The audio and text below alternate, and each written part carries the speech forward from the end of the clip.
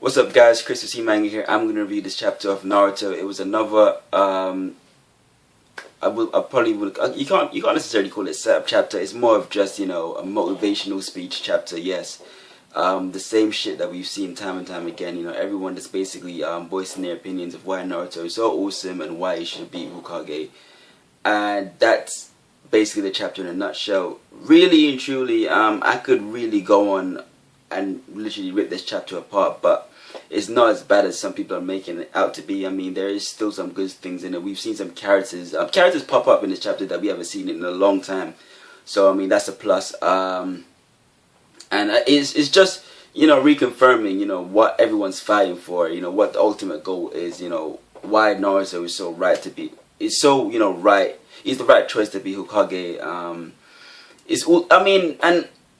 I guess we already know that already. I mean, long-time Naruto fans, we've been reading Naruto for a long time, so we already know those reasons. We know the backstory. So we don't necessarily need this chapter, but I mean, I'm guessing it's how Kishi decided to pace it out. I mean, just to break up the action, add some drama, some emotion to it, even though it bored the crap out of most people. But I guess if we take some time and go back and read them, read the chapters, one after another again, I guess it's gonna flow quite nicely. I mean, that's usually the case with chapters that I think are really bad and they don't flow nicely, but when I take some time and go back again, it actually does work quite well. So that might be the case with this chapter as well. But in general, what we didn't really see Madara was nowhere to be seen in this chapter. We didn't see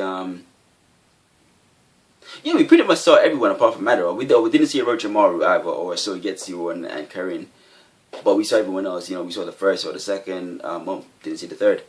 Yeah, but we saw Sai popped up for a panel, Ten popped up for a panel, Kakashi came back, that was cool, he's still alive. So I guess everyone knew he was alive. I mean, it would be kind of a dick move to kill him off screen, and then, we find out at the end of the story that, oh, he actually died. So I'm glad to see that he's back. I mean, I really don't see him doing anything spectacular or anything, that's going to change the time of the battle right now, because he seems to be like literally out of chakra and like on his last legs, because that really sustained from Obito. But anyway, key notes in this chapter: Shikamaru is alive. Yes, he's not going to die. I mean, it would suck if he dies. He's one of my favorite characters, but I guess if he died, it would be more drama. But we know Naruto needs his right hand, and then that's basically what kind of developed in this chapter. Shikamaru basically coming from the brink of death. He realizes that Naruto isn't the smartest person out there, and that he needs someone whereas the first Hokage had his brother, who was quite smart, a tactician, and he was there to make the tough decisions and guide the first Hokage. Naruto doesn't have that, so Shikamaru saying he needs to be that figure in Naruto's life. He needs to be that right hand man, that advisor. So that's his role. So he basically can't afford to die now. So that's cool. I think it's quite obvious that everybody can see Shikamaru in that role. He has the character. I mean, there's even been statements that, oh, he should be Hokage. Yeah, he has the mind set of a Kage, but he doesn't have the abilities, the power to back it. Basically, yeah, sure, he can think his way through a box, but I mean, when push comes to shove, he doesn't have that strength that everyone can rally behind and basically rely on. Basically, he doesn't have that power, whereas Naruto does. He's just lacking the mental capacity, I guess. So I mean, that's where Shikamaru comes in. It's basically the parallel of the first and the second Hokage. That's how this chapter is making it look like. So yeah, Shikamaru is back. He's alive again. And I think this chapter is basically everyone just understanding Naruto's feelings and how much Naruto wants to protect everyone. I mean, it's basically Naruto's chakra that actually brought Shikamaru back. Naruto's will to basically protect all his friends was so strong that subconsciously his chakra actually started to heal everyone without him realizing. So yeah, everyone basically clocked onto that, and then they're like, oh my god, Naruto is doing so much for us, blah blah blah, we love him so much, yes, he's amazing. That whole, we've seen it time and time again, but I think Kishimoto is basically just stuffing it in our face right now, so we won't forget. I mean, is it necessary? I'll probably say no, but I mean, pacing wise, maybe it works.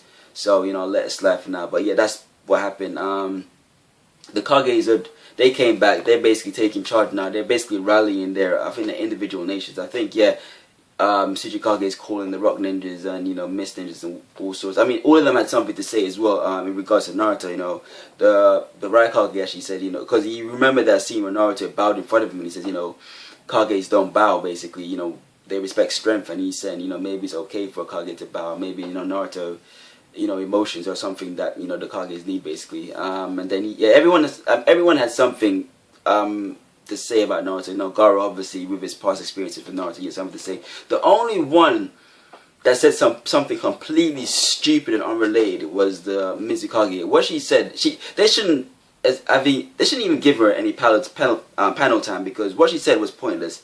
Something about, oh, I'm a woman, so I can't afford to be late on the battlefield. What the fuck does that have to do with anything? That does not have any context in the story right now, or in regards to the battle that's taking place right now. If you don't have anything to say, then shut up. Like, literally. Yeah, and then, you know, obviously you got other people shouting. Basically, everyone's just hyped now. Everyone got their result, but they're ready to fight Madara or cut the tree down, or whatever the big plan is. And while everyone, you know, is coming to terms with their emotions, you know, obviously Naruto and Sasuke are doing the heavy lifting, and they're keeping Obito at bay, basically. So no, Sasuke is still, you know, using Jugo's curse seal as a conduit to activate use sage techniques, whereas Naruto, obviously, he's mastered Senjutsu, so he's just using the Kyuubi cloak and Senjutsu, and they're basically just pounding Obito back. But I don't think they're doing any substantial damage to him, because he's still, you know, it's an even match between them, basically. So in regards to how their fight's gonna go, I don't know. I think it might be a case where Madara intervenes and then something happens to Obito, and then that's when they'll take the advantage and take him down finally, basically. So that's yet to be seen. But that was basically the chapter in a nutshell. It was just one giant motivational speech and just reconfirming why Naruto is so awesome, all the stuff he's been through in the past.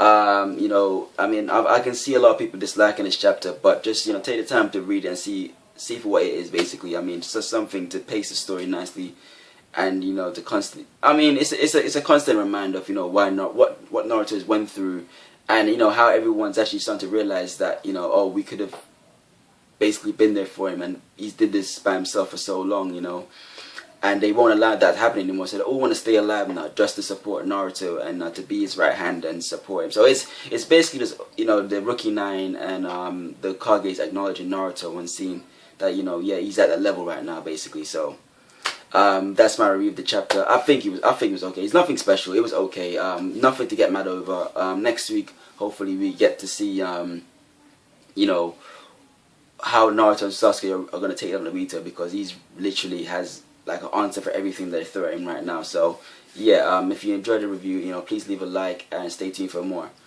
Take care.